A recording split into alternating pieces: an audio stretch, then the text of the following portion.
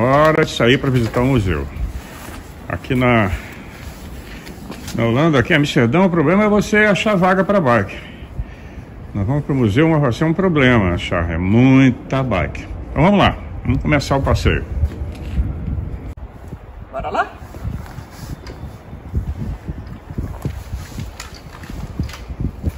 Agora vou eu. Bom, gente, olha só. Tô chegando de bicicleta.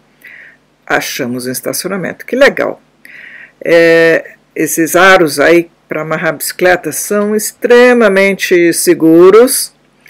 Trancando a bicicleta no cadeado da roda. E aí a gente coloca sempre um extra amarrando no aro público.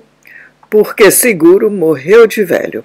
Em Amsterdã, aliás, na Holanda, há mais bicicletas do que habitantes. Então, a gente tem que tomar cuidado com elas. Protegendo o selim, vai que cai uma chuvinha, eu não quero pedalar com a bunda molhada. Tá aí o Museu Allard Pearson, em que vamos dar uma caminhada, tirar umas fotos interessantes. O dia está maravilhoso. Até já!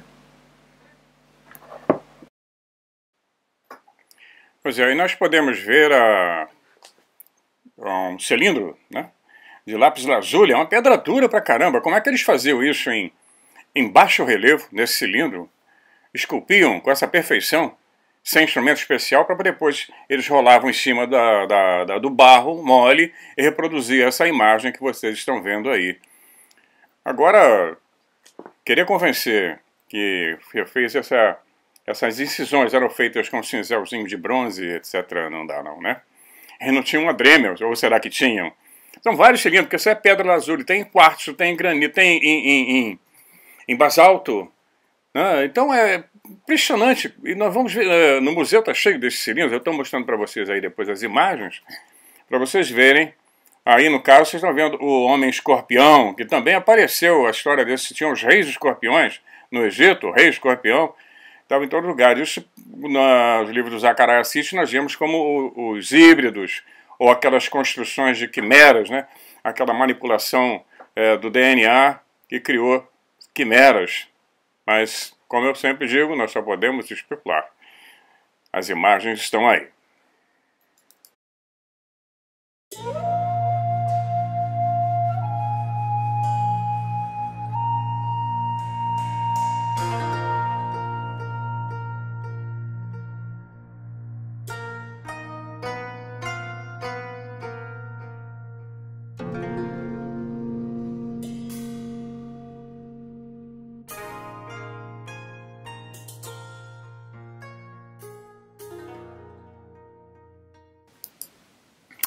Olá, tudo bem com vocês? Semana complicada também, né? Aí para vocês, com as chuvas impressionantes que caíram em Petrópolis, né? Eu já morei em Petrópolis durante um tempo. Petrópolis sempre foi minha paixão durante alguns anos, quando era bem mais jovem. Agora não seria. Foi uma sucessão de prefeitos que jamais fizeram alguma coisa para resolver o problema da ocupação ilegal das encostas. Essas encostas da Serra do Mar são terríveis, elas são instáveis, desde Santos, desde toda a Serra do Mar, pegando ali Ubatuba, Caraguatatuba, São Sebastião, Paraty, Angra dos Reis, Mangaratiba, até chegar em Petrópolis, Teresópolis, Friburgo, toda essa encosta é instável, assim como o Rio de Janeiro. Era uma tragédia anunciada, impressionante, é uma tristeza ver o que aconteceu. E vai se repetir. Aqui na Holanda, nós fomos advertidos, quando eu fiz o vídeo da entrada lá, nós já tínhamos sido advertidos de duas grandes tempestades estavam se aproximando, vindo da região da Irlanda, né? Uma delas, eu até nem guardei o nome, eles dão nomes de mulheres, né? Era a tempestade Duddle, e depois a Eunice, que chegou ontem, né? Causou morte, até nós sabemos ontem, até hoje, aliás. Foram 3 pessoas que morreram, árvores caíram em cima dos carros, mas eles dão um aviso pelo celular, chega um alerta barulhento pelo celular, pedindo que você não saia de casa. Dessa vez vale a pena não sair, porque os ventos chegaram a 140 km por hora. É um furacão. Arrasta carro. Então as aulas foram suspensas, os trens foram paralisados completamente, sem transporte, e o aviso para que fique em casa, só saia em necessidade, né, proteja-se. Ontem os telefones de emergência estavam sobrecarregados. Impressionante, nós saímos para dar uma volta, né, muita árvore caiu, mas o prédio nosso aqui balançou, inclusive. É uma coisa impressionante. Mas a prevenção é que é o importante, é isso que nós estamos. A diferença é essa. Né, quando acontece na Europa, a prevenção é super importante. Os tratores estavam fazendo barreiras no litoral para que as grandes ondas não atingissem as ruas e as casas. Isso 3 dias antes. Eles já sabiam de antemão. Hoje existe tecnologia para isso. Os radares de prevenção de chuva do Rio de Janeiro tinham sido desativados. Eu não sei se foram ativados. Ficavam aí na Serra de Petrópolis, era do regime do Sindacta. Eu não sei porquê, parece que desativaram os radares especiais meteorológicos. Faziam uma integração e os alarmes chegavam antes. Mas não adianta alarme nenhum enquanto as ocupações irregulares continuarem. Infelizmente é isso. Pois é, mas vamos lá continuar com o nosso assunto. Eu não gosto muito de falar em política, porque hoje está complicado falar de política, vai cair em disputas partidárias, etc, etc, etc, e quando no final é tudo a mesma porcaria, né? Seja que lado for. Nós temos falado nesses vídeos todos sobre quem está no comando, quem está no controle, quem está por trás das cortinas lá comandando esses deputados, senadores, ministros, presidentes, que fazem uma onda de bam, mas por trás tem alguém que puxa as cordinhas, e nós já temos conversado sobre isso, né? O sistema bancário, o sistema financeiro, o sistema de indústria de armamento, estão querendo uma guerra a qualquer custo agora aqui na Europa, né? Os Estados Unidos forçando uma barra absurda para que a Rússia entre, caldo entorne, para que as empresas, essa indústria cresça, o dinheiro role e salve a América do afundamento que ela está sofrendo agora violento. E, infelizmente, eu não posso nem me aprofundar muito nesse assunto. Mas tem a ver com o que a gente fala. O tempo todo aí nós estamos falando sobre essa influência externa provocando os conflitos intermináveis. Eles nunca param, eles continuam e vão se realimentando, né? E quando nós pensamos que vai haver paz, a coisa entorna. Falamos sobre a ufologia, né, como ela sofreu agora um retraimento absurdo. Ninguém mais fala no assunto do tic-tac, acabou. Que é a pereba assassina ou os conflitos que estão sucedendo em vários pontos do planeta, né, que estão acontecendo agora, financiado por essas mesmas empresas, por essas mesmas big techs, por essas big farmas e essas big tudo que tem aí desse capitalismo horroroso que nós estamos vivendo. Eu tinha comentado que poderia haver um ataque de falsa bandeira ou algo muito grave. Aconteceu algo muito grave e vão acontecer ataque de falsa bandeira, então a ufologia ficou lá atrás. Os canais de ufologia estão sem assunto. A maioria dos canais clássicos já estão com pouquíssimas visualizações. Alguns desistiram já porque não tem mais novidade, não tem aonde cutucar mais. A coisa está abafada. Até que haja uma disruptura. Sempre vão acontecer disrupturas, não tenha dúvida. Eu já, ao longo da minha vida, já vi isso. Isso é uma onda, daqui a pouco a coisa volta de novo, vai estar presente. Então, é isso aí. Nós passamos pela tempestade Eunice, né?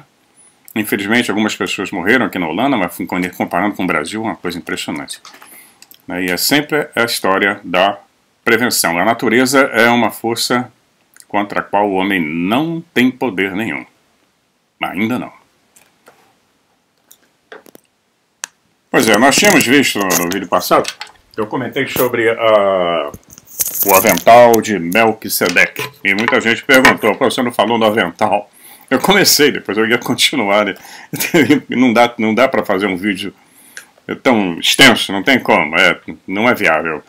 Mas aí o avental surge dentro das organizações de pedreiros no Egito, que se organizaram em entidades secretas, em guildas, né, em organizações que tinham cerimônias místicas e religiosas.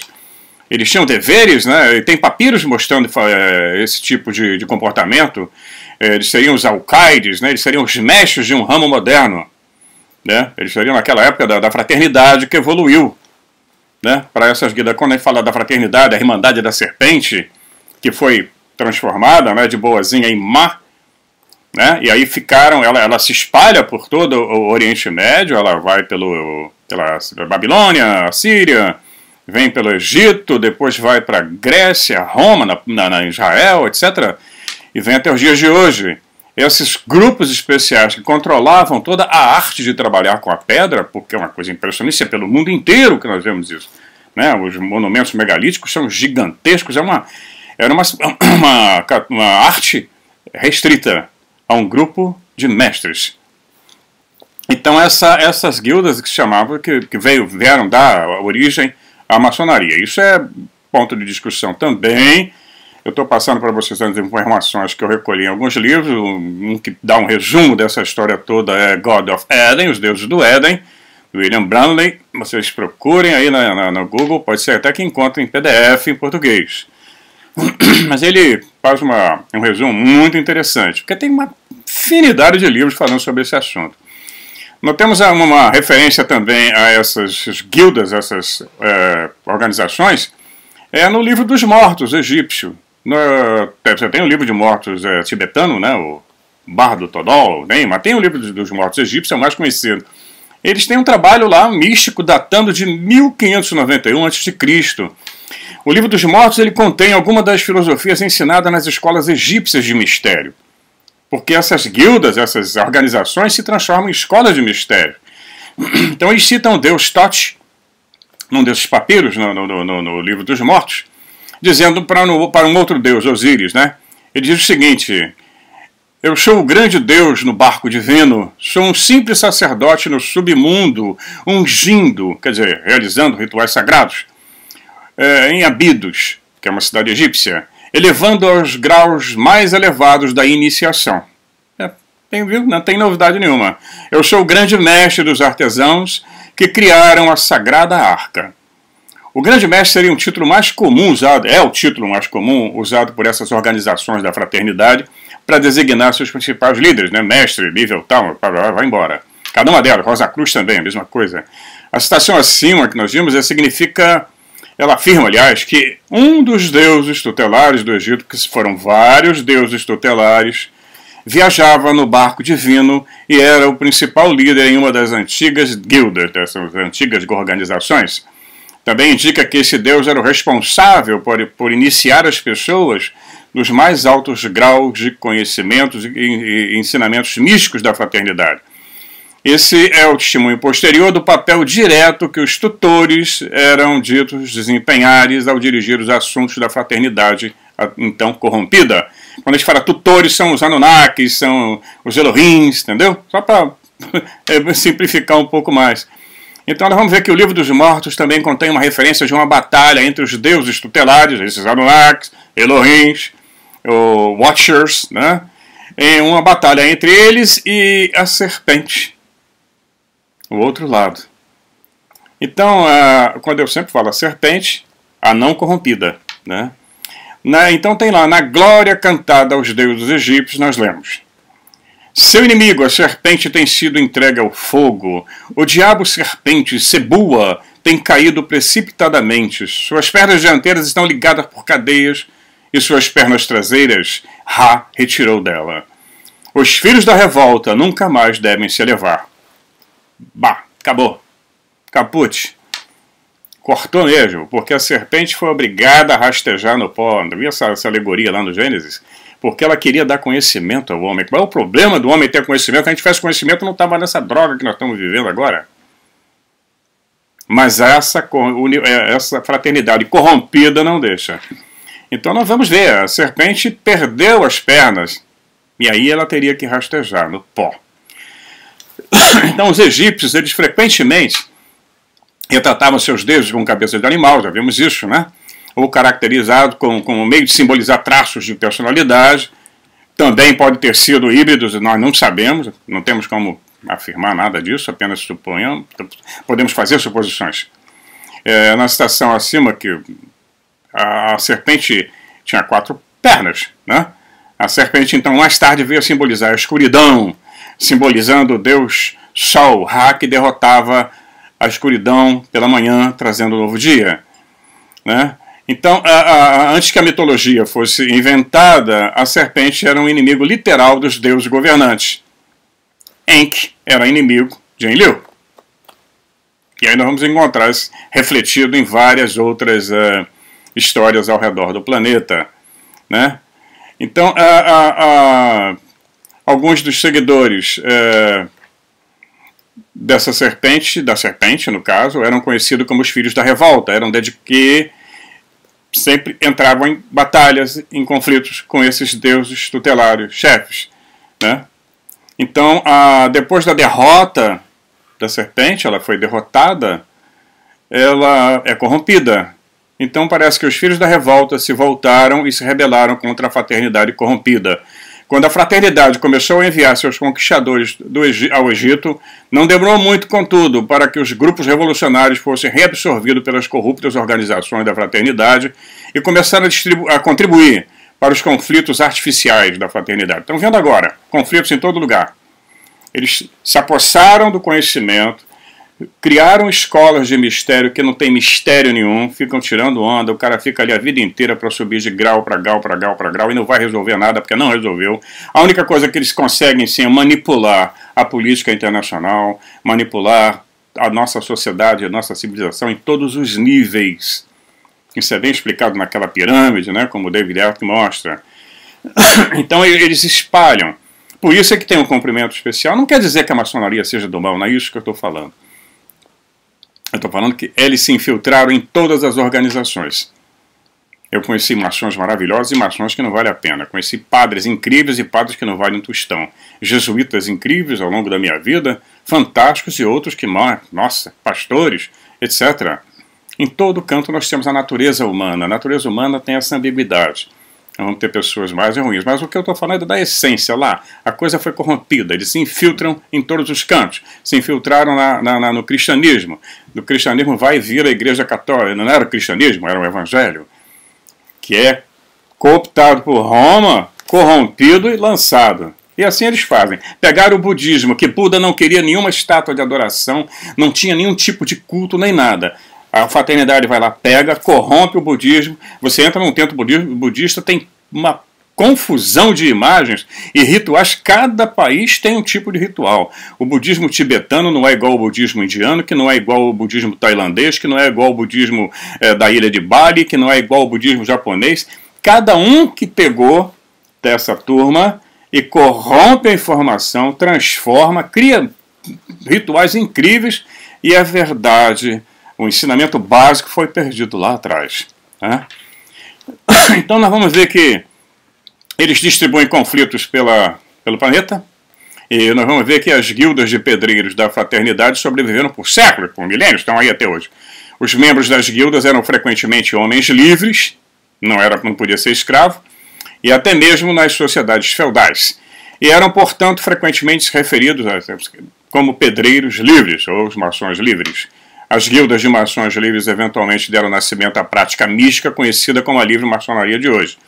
Os maçons livres místicos se tornaram o maior ramo da fraternidade e teriam uma grande importância política e mais tarde na história. Está vários e vários livros mostrando isso, como eles influenciaram na criação dos Estados Unidos, na América do Norte.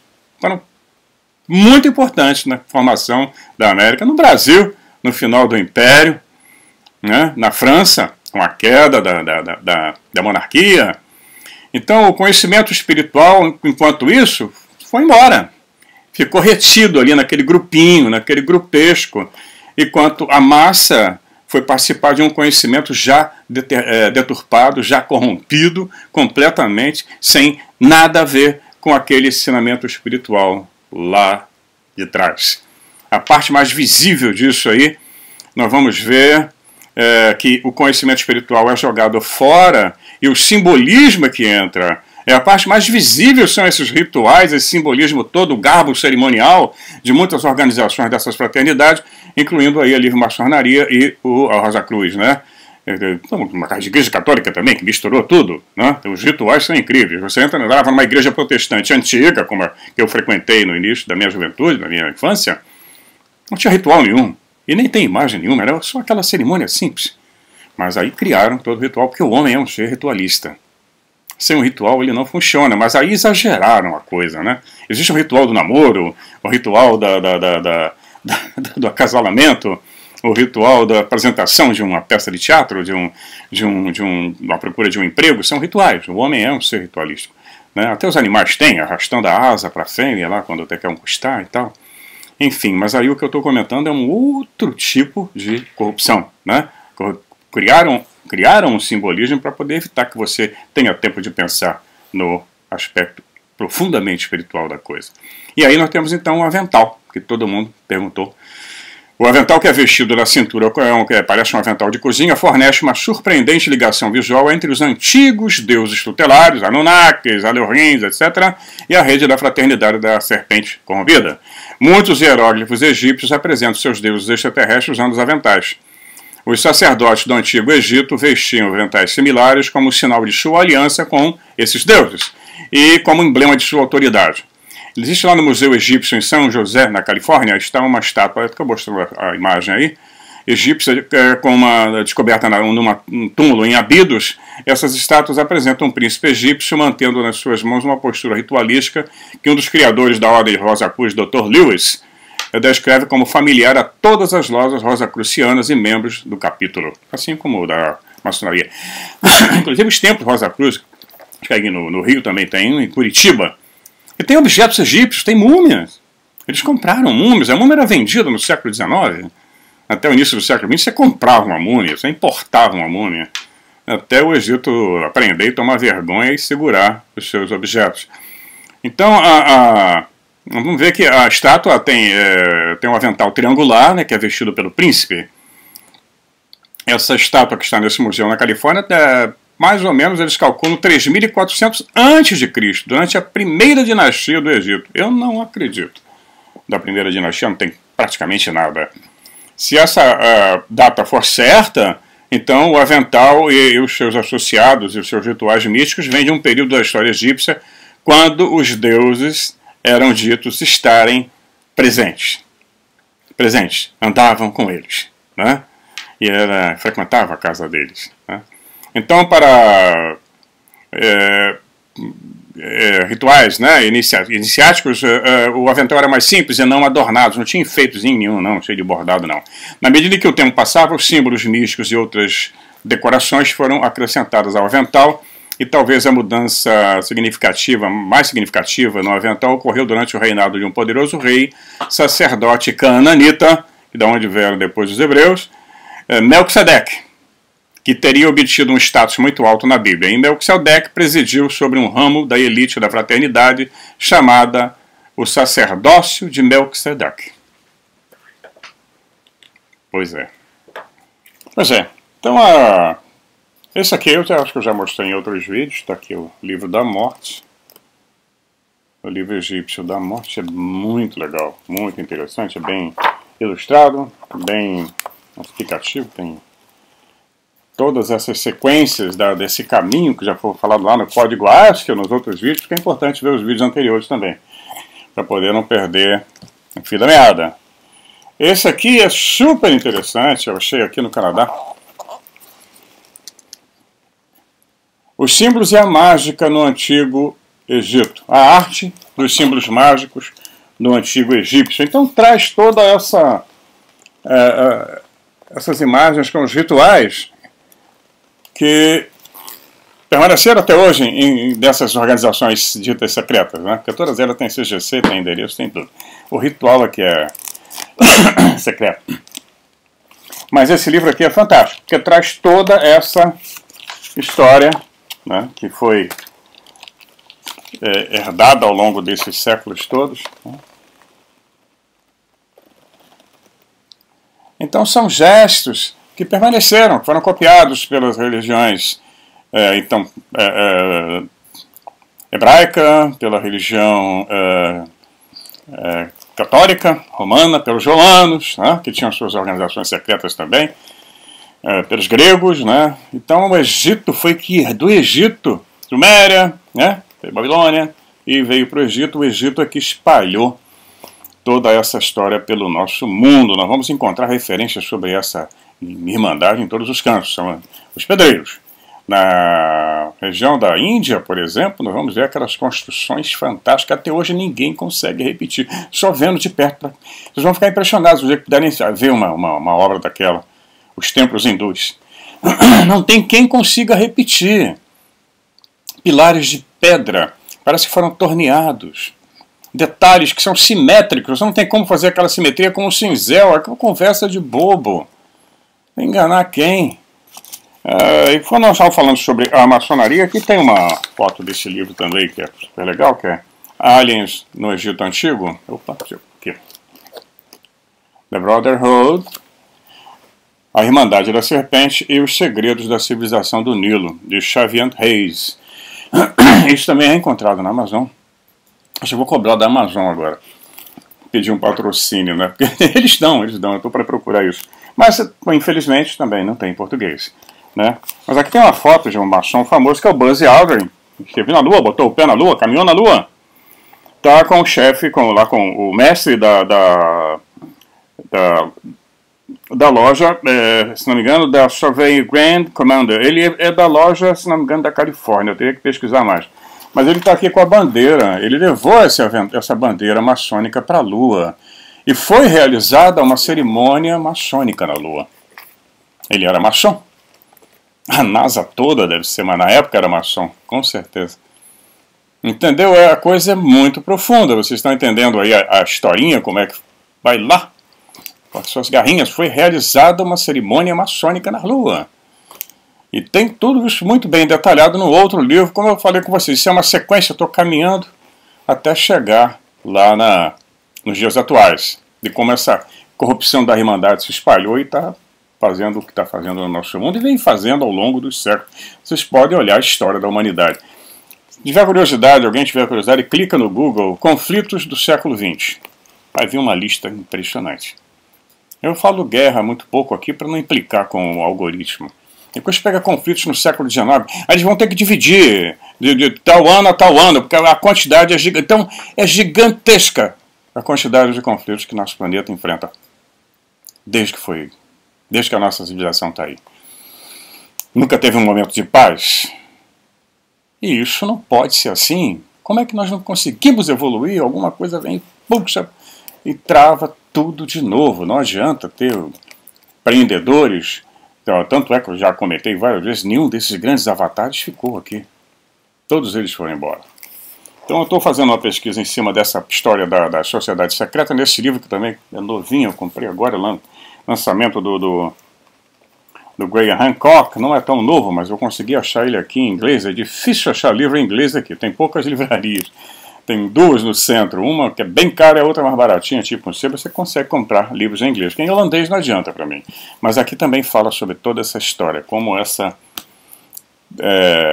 organizações remontam ao Antigo Egito. E o outro, esse, que já é mais antigo, a Câmara Secreta, eu já mostrei a vocês. Também fala sobre a influência maçônica em toda a história do Egito, antiga e moderna. De como também influencia as pesquisas, como também influenciou Napoleão. Eu já comentei com vocês que ele foi, embora não se possa comprovar historicamente, mas ele levou um bando de artistas e intelectuais com ele, quando ele invadiu o Egito, conquistou o Egito, e realizou uma cerimônia maçônica lá. Ele era maçom.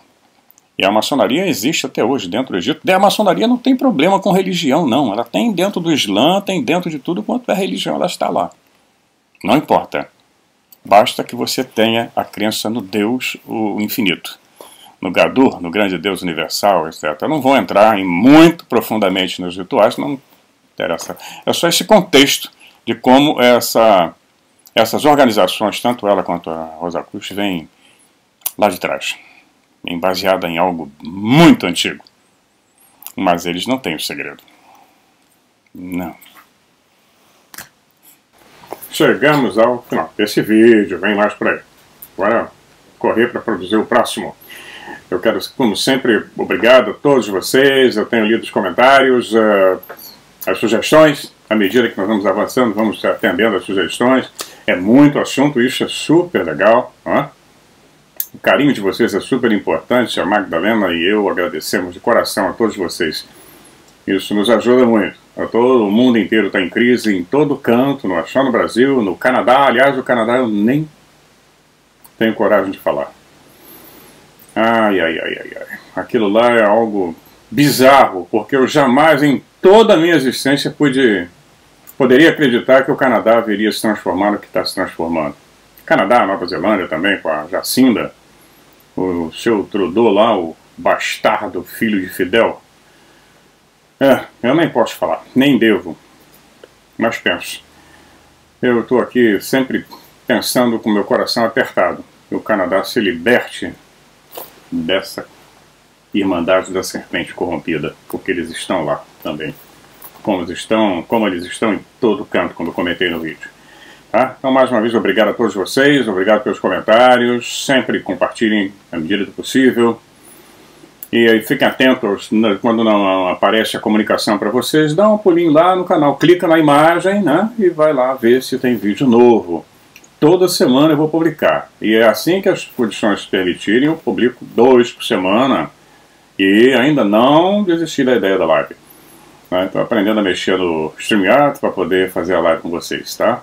Um grande abraço, a Magdalena manda um abraço, um beijo para todos vocês, se cuidem, não se exponham, o momento é de sobreviver. Nós temos que sobreviver, mantendo a mente limpa, a mente clara, ok? Até já.